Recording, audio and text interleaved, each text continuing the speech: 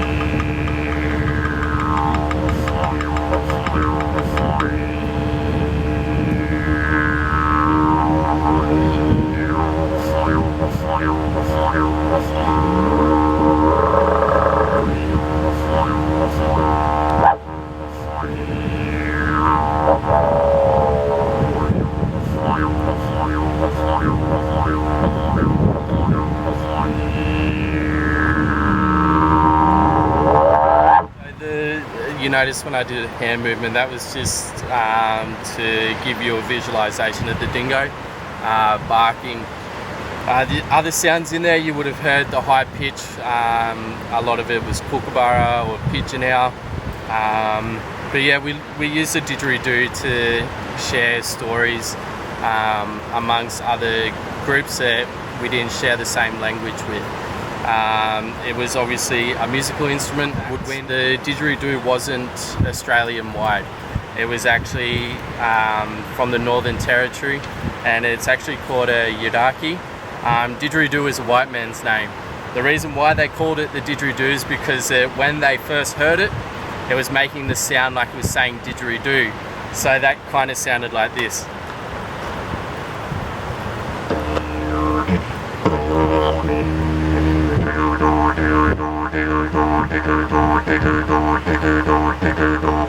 So that's what they heard, didgeridoo, didgeridoo, didgeridoo, didgeridoo. But yeah, so it actually started to circle around Australia during settlement. So it was passed around as a gift, and then other cultures and clans groups actually adapted the hierarchy and made it into their own. So yeah, racism is very, I suppose, reoccurring in my life and a lot of my people's lives. It's a lot of people talk about racism and how it affects them. Whenever I'm asked how racism has affected me, it hasn't ever affected me. It's actually just built on top of the person I am today. So it's actually evolved me into something better. And I say better because I then have this drive and this determination to prove stereotypes wrong. And so yeah, it's you know, there's probably not a week that goes by that I'm not racially attacked. And Wow. with that being said, maybe not a week or a day goes by that I don't see something on social media or online about, you know, Aboriginal Australia and what we are as a people. And it seems that the only thing that's ever shown is the negatives. And I guess that's what we're doing this today for, to show people that there is a huge positive in being Aboriginal Australia. So in the street at the time, I was with a bunch of mates, and me being the only Aboriginal in the group, I was targeted straight away. I was pretty badly beaten to the point where you know, I was pretty busted up, and about a week later I was sitting in class and I had a really bad migraine and I passed out. I woke up in the ambulance on the way to the hospital, and then after I had scans and whatnot done, I was told that if I was kicked one more time in the head by the temple, that there could have been a huge chance that I wouldn't have survived. That's probably one of the biggest moments that I've had in regards to physical racism. But I've also grown up with a lot of verbal racism as kids, being told that we do not deserve white parents. And I say white parents because our father left us when we were born and our mother met another man. And so that left us with two white parents, and being told that we didn't deserve that, and being so young we didn't understand. At the time it kind of made us a bit disappointed on the fact that we were slightly different coloured to other people. But and then when I decided to start to do traditional dances, when I actually found a love and pride for my culture. And ever since then, I've just started this drive to want to prove everyone wrong about us as a people.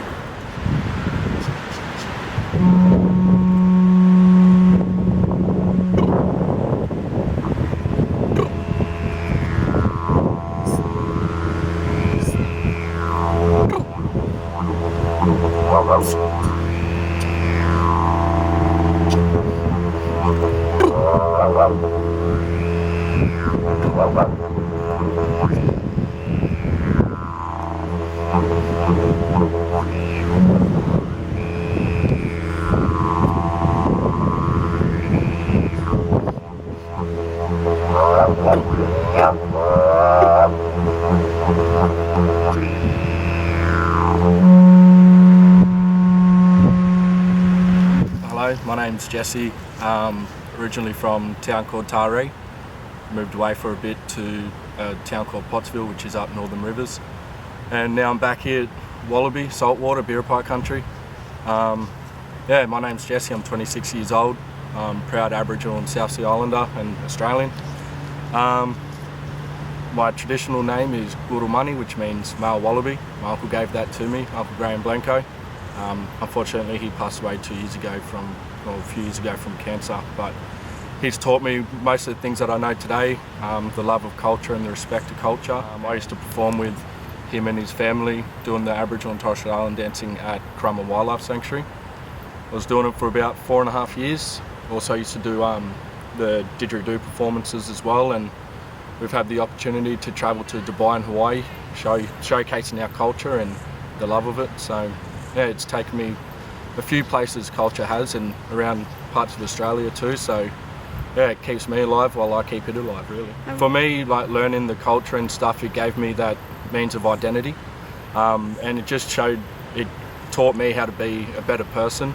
It got me out of a lot of trouble too. I was done for assault and intent to rob when I was about 17, and while I was on curfew, I met culture and I got the opportunity to start learning it, and it got me out of trouble. It really did. I was sitting at home and my pop rang me up and said, look, I just seen an ad in the newspaper. They're looking for a traditional dancer for Currumbin Wildlife Sanctuary, part of the group called Budjlung, which means freshwater.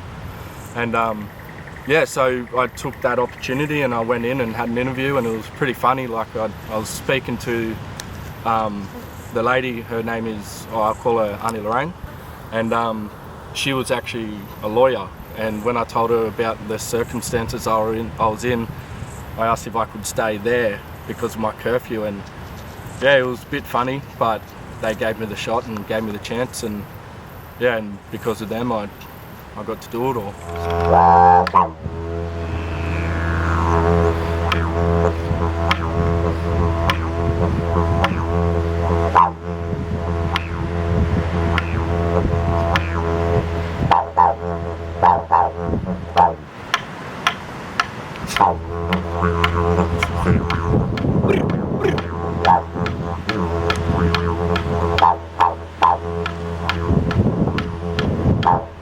Yes, I was doing a bit of dancing. I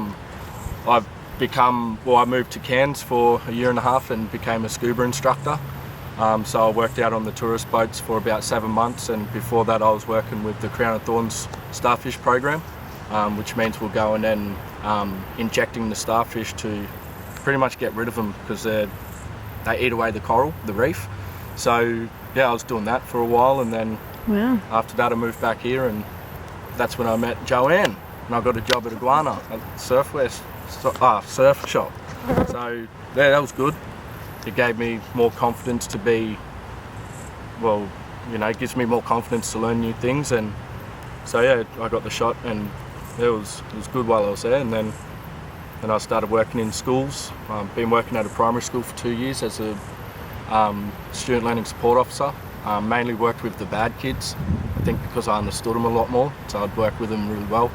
And started the traditional boys dance group there, so we performed for the NAIDOC Day, and yeah, it was good. I loved it, but now I'm doing something else, and that's protecting country through fires. So when I was a kid, I didn't really look at it that way, as Invasion or Australia Day. I just looked at it as a day because everyone had it off, so we'd have a couple of drinks with mates and that. But as I learnt and grew older, I learnt the history and the meaning for us for it, which is, it's a lot like, so the way people look at it as Australia Day, they look at it like, oh yeah, you know, it's a day that we all came together, but it's not. It's not a day that we all came together. It's a day that it did happen. People came, they took over, they raped, murdered, everything like that. And it's just, for me, the way I look at it that day is a day of remembrance. People do, what's that day? The Anzac Days. Yep. So the Anzac Day, people come together and they remember the people that fought for the country. What do you think Australia Day is to Indigenous people? Our people fought the First Fleet and the people that came. They fought them with spears and boomerangs against people with guns. You know, that was the first war that took place in Australia, and we come together and we remember that. We remember our people and what they done for us. So a lot of people say Invasion Day, Australia Day. Well, I say Survival Day, because we're still here, and now we get the opportunity for the people that aren't ignorant to teach them about that day. And it's an ongoing trauma for Indigenous people. You don't have to be there on that day, but because it is so recognised within the families and what actually happened, it still has a traumatic effect till today. So yeah, people can say Australia Day, Invasion Day, whatever they want, but it's a day of survival, and it's a day of remembering that our people once fought for this country to protect it and to keep it as ours, but now we share it. At the moment? I work for Forestry Corporation. Forestry Corporation. As a firefighter, so I'm in the fire team, and as you can see, we've had a lot of fires. This one came through the place where we're at is Saltwater. I live just down the road, and it came terribly close to the houses and stuff like that. I was put on, I had a day off. They gave me the day off to sort of look after my house. But yeah, at the moment it's been pretty full on. I just finished a fire yesterday at Coopanook, which is about a, say, 30-minute drive inland a bit. So we're out on the fires there, but I've been to the fires at Bateman's Bay, Casino, Ratville, Grafton, and yeah, we're trying to protect this land, but the thing is, it could have been protected years before by doing traditional backburning. And that's one thing that they should not have stopped Indigenous people from doing, was protecting the land that, you know, we've survived on for over thousands of years. But I'm doing my part, and hopefully we can get more Indigenous people on this and, you know, help protect this place, because it's a beautiful area. Australia's a beautiful country, you know, why not protect it? Absolutely. So yeah, it's been pretty full on. There's been a lot of fires, and all the places I've been to all look the same, black and burnt.